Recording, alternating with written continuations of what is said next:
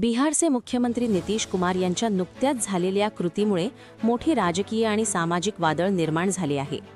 पाटणा येथे 15 डिसेंबर रोजी आयुष डॉक्टरांना नियुक्तीपत्रे वितरित करण्याच्या कार्यक्रमात नितीश कुमार यांनी एका महिला डॉक्टरचा बुरखा ओढला.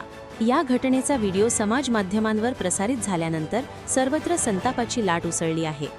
मुख्यमंत्र्यांच्या या कृतीमुळे एका महिला डॉक्टरच्या धार्मिक श्रद्धेचा आणि गोपनीयतेचा भंग झाल्याचा आरोप होत आहे.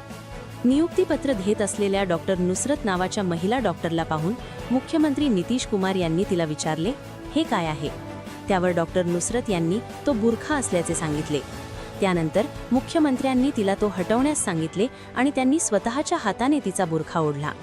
या गंभीर कृतीनंतर मुख्यमंत्री आणि मंचावर उपस्थित काही मान्यवर हसू लागल्याचे व्हिडिओमध्ये स्पष्ट दिसत आहे.